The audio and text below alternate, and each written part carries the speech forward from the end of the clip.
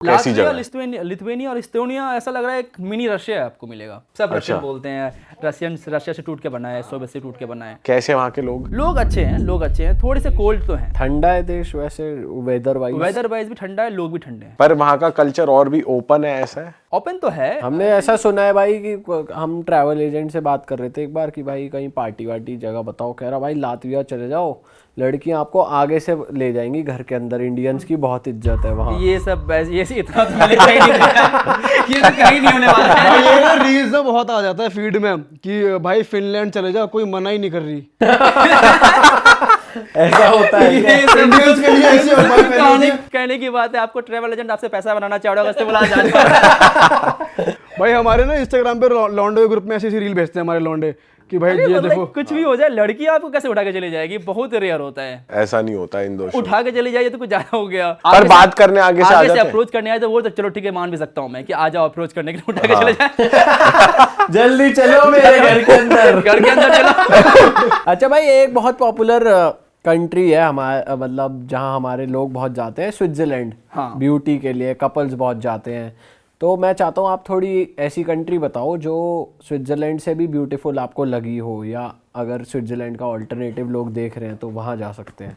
Norway, Sweden और Denmark मुझे बहुत अच्छा लगा, ब्यूटीफुल लगा, सुंदर है।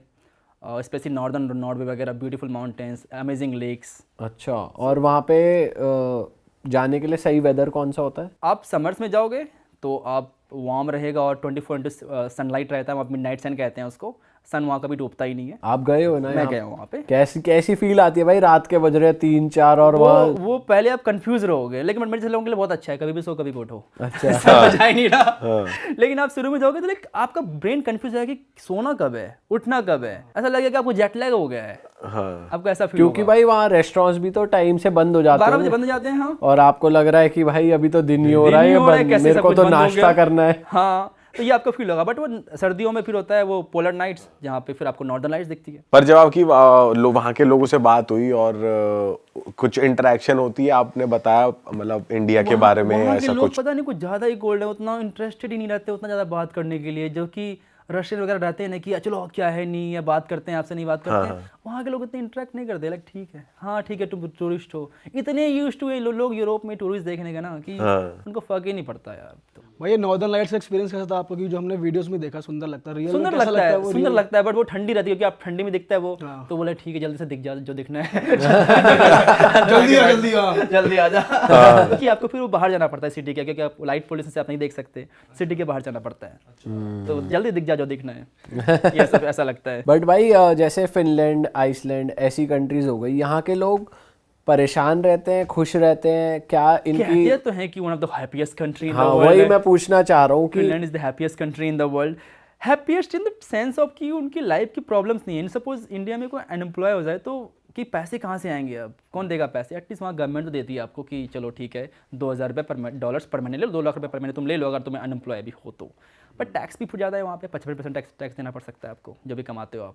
बट ठीक है, उस टैक्स देने में मैं समझता भी हूँ कि जब आपको फ्री में हेल्थ केयर मिले, फ्री में पढ़ाई मिले, अगर आपको ये गारंटी कि अगर आपके पास जॉब नहीं हो तो पैसा मिलेगा आपको, तो फिर टैक्स देने में अच्छा लगेगा कि चलो दे देते हैं टैक्स।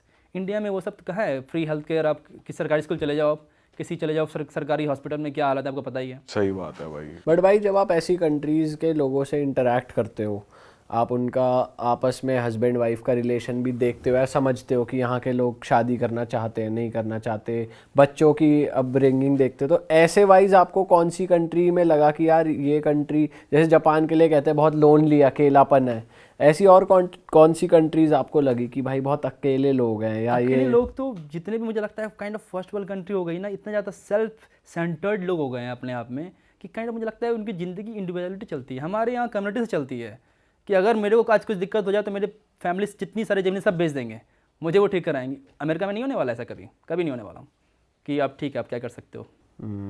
और बहुत ही रेयर है वो कि कुछ और वहाँ पे करेंगे। इंडिया से रिलेटेड ऐसी वैल्यूज जैसे आपने बताई, ऐसी और कौन सी कंट्री में? आप ईरान देख लो, ईरान में बहुत ज़्यादा वैल्यूज़ हैं, फैमिली वैल्यूज़ बहुत ज़्यादा मैटर करती है। मोर और लेस आपको एशियन कल्चर में देखने को मिलेगा ये।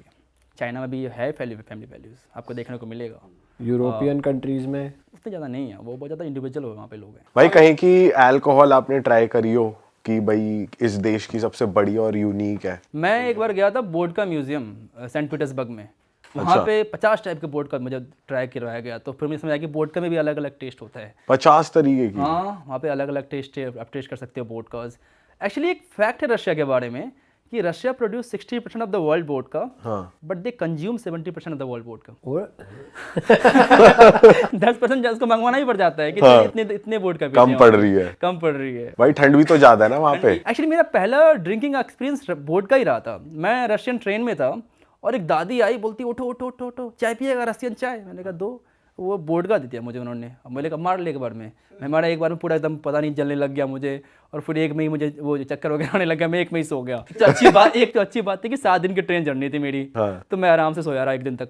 एक दिन तक। और मैक्सिकन टकीला ट्राई करी आपने? हाँ, टकीला ट्राई किया। मैं टकीला सिटी भी गया हूँ। टकीला सिटी भी है? हाँ, टकीला एक्चुअली टकीला सिटी से प्रोड्यूस हुआ है। अच्छा। एक सिटी एक वहाँ पे कहते हैं टकीला, तो वहाँ से टकीला निकला है। मैक्सिको में ही है मैक्सिको वो? में है भाई मैक्सिकन कल्चर और इंडियन कल्चर कहते हैं काफी सिमिलर है, क्योंकि स्पाइसी फूड वो भी खाते हैं, हम भी खाते हैं स्पाइसी फूड। राजमा खाते हैं? राजमा बहुत ज्यादा खाते हैं वहाँ पे, चिकन खाते हैं, रोटी खाते हैं, रोटी मतलब तड़ते रोटी खाते हैं। हाँ। खाना बहुत सिमिलर है उनका। और क्या वैल्यूज सिमिलर लगी? वैल्यूज तो हैं, फैमिली वैल्यूज वहाँ भी आपको देखने को मिलेंगे। वैल्यूज में वो लोग भी बहुत ज्यादा हेड नोट करते हैं, आपको देखोगे तो लाइक नोट करते हैं वो लोग।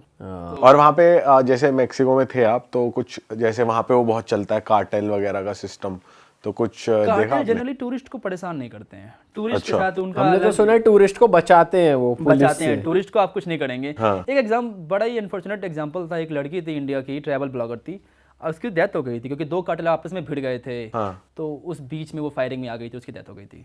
बट वो टूरिस्ट को कुछ नहीं करते जनरली।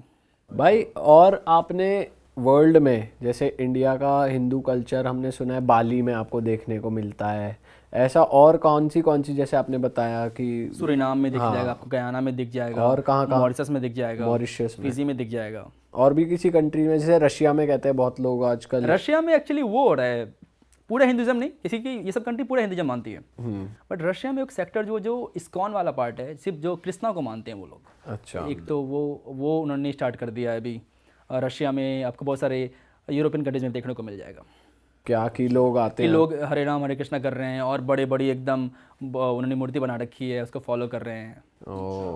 भाई ऐसी कौन सी कंट्री है जहाँ पर आप जाना रिग्रेट करते हो, मतलब आप बेकार ही गए, आपको बिल्कुल मजा नहीं, ऐसा रिग्रेट तो नहीं है मुझे। एक बार तो हर जगह जाकर देखना ही था। अच्छा। लेकिन मैं वापस से बहुत सारी कंट्री नहीं जाना चाहूंगा, अनलेस एंड उनमें से कौन सी country आती पैसे है? मुझे नहीं मिले। पैसे भी देने पड़ेंगे आपको वहाँ जाने के लिए, और सारा खर्चा भी, तभी जाऊँगा सारी कंट्रीज में। ऐसे नहीं जाऊँगा। कौन सी है वो? Example Djibouti. भाई जिबूटी कौन सी कंट्री है, कहाँ पड़ती है? ये जिबूटी है हॉर्न ऑफ अफ्रीका में, इजिप्ट और सूडान के आसपास है वो, कि एक छोटी सी टाइनी सी कंट्री है, बट वहाँ पे मिलिट्री बेस बहुत सारे हैं। सारे देश के वहाँ पे मिलिट्री बेस आपको मिल जाएंगे। वो देश मिलिट्री बेस के लिए बना हुआ है। यूएस की मिलिट्री बेस है, चाइना की मिलिट्री बेस है, फ्रांस की है, यूके की है, सबकी मिलिट्री बेस आपको वहाँ पे मिल जाएगी। तो उसकी वजह से लोग वहाँ पे थोड़े हॉस्टाइल हो रखे हैं, बिल्कुल भी पसंद नहीं करते टूरिस्ट को। आप जाओगे रोड पर लेके चिल्लाएंगे, हे जाओ यहाँ से, जाओ यहाँ से, ऐसे कुछ बोलने लग जाएंगे। इतना मेरा बुरा एक्सपीरियंस रहा उस देश के अंदर। मैं गया था, रहूँगा 1 हफ्ते। मैं सुबह पहुँचा हूँ, शाम को चलो छोड़ो इस देश को, मैं निकल रहा हूँ इस देश से। मैं क्या जाता हूँ इस देश से, हो गया मेरा। इतने बुरे लोग मिले वहाँ पे, फिर मैंने कहा चलो ठीक है, मुझे इस देश में रहना ही नहीं है। भाई जैसे आपने एक वो सिटी बताई थी जहाँ सब कुछ वाइट है, हाँ। ऐसी और कौन सी कंट्रीज या सिटीज है जिनके अलग ही रूल्स हैं या अलग ही माहौल है? एक कंट्री है एरित्रिया है, वो भी जस्ट जिबूटी के नॉर्थ में है। वो कंट्री 90s 50s 60s में जी रही है। उस देश में आई थिंक दुनिया की इकलौती ऐसी कंट्री है जहाँ पर इंटरनेट नहीं है। अच्छा। आज के ज़माने में इंटरनेट नहीं है। दुनिया में इकलौती ऐसी कंट्री है जहाँ पर मोबाइल डाटा नाम की कोई चीज़ होती ही नहीं है। फ़ोन डाटा होता ही नहीं है, सिम कार्ड में फ़ोन डाटा नेटवर्क मिलता ही नहीं है। ऐसा क्यों है भाई उस देश क्योंकि में? वो एकदम अलग ही रह रहे हैं, 50-60 साल पीछे रह रहे हैं। बट वो अवेयर है कि ये चीजें एग्जिस्ट करती हाँ, हैं? उनको पता है, अवेयर एग्जिस्ट करती है। उनको पता है कि दुनिया के बारे में चीजें हैं। आपको छोटे छोटे कैफेज मिलेंगे जहाँ पे इंटरनेट मिलेगा। आपको चलना पड़ेगा, आपको वाईफाई वगैरह का कोई सुविधा नहीं है, आपको चलना पड़ेगा 1 किलोमीटर जाकर फिर कैफेज मिलेंगे। अच्छा। आप लॉग इन करोगे, इतना स्लो स्पीड, व्हाट्सएप मैसेज आने में लगता है 25 मिनट। टेक्स्ट मैसेज इंटरनेट का तो वो लोग, आधे लोग तो इंटरनेट जानते ही नहीं क्या होता है इंटरनेट। तो वो इस तरीके से क्यों जीना चाहते हैं, उनको उसमें मजा आ रहा है? वहाँ पे डिक्टेटरशिप है, वहाँ पे तानाशाही है, और तानाशाह चाहता है कि ऐसे लोग जिए। और जैसे टूरिस्ट जाते हैं तो उन्हें डर नहीं है कि टूरिस्ट आके बताएंगे तो लोग प्रोटेस्ट इसलिए तो करेंगे? बहुत डिफिकल्ट वीजाज हैं इन सब कंट्रीज का, आपको बड़े मुश्किल से मिलता है, कभी कभी बिना मतलब का रिजेक्ट कर देंगे, बिना पूछे सोचे समझे। बट मैं लकी था कि मुझे मिल गया और मैं चला गया। और इनकी रिक्वायरमेंट क्या होती है? जैसे कई कंट्रीज मांगती है कि स्टे दिखाओ, फ्लाइट दिखाओ, बैंक बैलेंस दिखाओ, ये लोग ये क्या सब कंट्रीज की कोई रिक्वायरमेंट, ये कंट्रीज में क्या होता है कि आप एक लोकल बंदा ढूंढो वहाँ पे, लोकल बंदा आपके बिहार पे वीजा अप्लाई करेगा कि इस बंदे को मैं जानता हूँ, ब्ला कैसे जानता हूँ नहीं जानता हूँ, या तो फिर कोई टूर एजेंसी है, एंड देन आपको वीज़ा मिलेगा। आपका वहाँ पे था कोई दोस्त? वहाँ पे एक टूर एजेंसी वगैरह से आप कांटेक्ट करके मैंने गया था मैं, तो same Gilgit Turkmenistan, same here. और वो देश बड़ा है या छोटा? बहुत छोटा सा देश है, छोटा सा देश है। और 1970 में रह रहा है, सारी पुरानी पुरानी गाड़ियाँ हैं, लोग साइकिल पे चला रहे हैं, साइकिल वहाँ का मेन पब्लिक ट्रांसपोर्ट है। But at the same time मुझे ना अच्छा लगा कि वहाँ पे ना बच्चे शाम को फुटबॉल खेल रहे हैं, ना कि अपने फ़ोन में गेम खेल रहे हैं।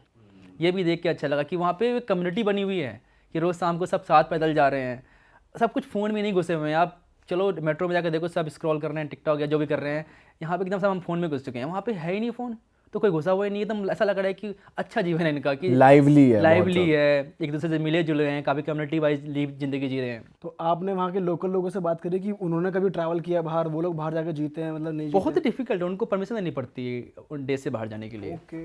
हमें क्या है कि हमें जब मन किया चलो जब पैसे में वो निकल जाता हूँ मैं देश के बाहर, वो उनको चाहिए होता है परमिशन कि गवर्नमेंट परमिशन देगी आप बाहर जा सकते नहीं जा सकते हो। और वहाँ के मेजर लोग क्या करते हैं? जनरली एग्रीकल्चर हैं, छोटे मोटे काम कर लेते हैं, बहुत ही one of the poorest country में भी से आती है एक्चुअली वो। और उनकी खुद की करेंसी है, काइंड ऑफ वॉर में भी है कंट्री, वॉर कर रही है इथियोपिया के साथ, तो सब वो लोग ठीक है, मतलब लोग फिर भी खुश दिखे मुझे ना वहाँ पे, तो मुझे उसका अफसोस नहीं हुआ कि चलो ठीक है, अगर खुश हैं ना इंटरनेट का यूज़ कर रहे हैं तो क्या हो गया, खुश तो है ना, दैट्स मोर इम्पोर्टेंट। सही बात है। अच्छा भाई, आजकल हाइकिंग का बहुत ट्रेंड आ गया है, लोग पहाड़ों पे हाइक करने निकल जाते हैं सुंदर सुंदर। तो इंडिया तो बहुत रिच है हाइकिंग के लिए अपनी, पर इंडिया के अलावा आपको कोई लगाओ कि वहाँ वो कंट्री हाइकिंग के लिए बहुत अच्छी है? बहुत सारे लोग आते हैं किर्गिस्तान, छोटी सी कंट्री, राइनी सी कंट्री, मैंने कहा था कि स्विट्जरलैंड ऑफ एशिया कहते हैं। किर्गिस्तान हाइकिंग के लिए बहुत ही सुंदर जगह है। अरे वाह, आपने ये वीडियो यहाँ तक देख ली भाई, तुमने हमारी मेहनत सफल कर दिया, तुम ही लोग हो असली रियल हिट। और अगर आपको बहुत मजा आ रहा है ऐसी क्लिप्स में, ऐसी वीडियोस में, तो फटाफट जाइए प्लेलिस्ट पे बिंज वॉच कीजिए, सारी वीडियोस देख डालो और मौज काटो। That is it. हम मिलेंगे नए पॉडकास्ट में, नए क्लिप में। Till then bye bye, see you, take care, do subscribe.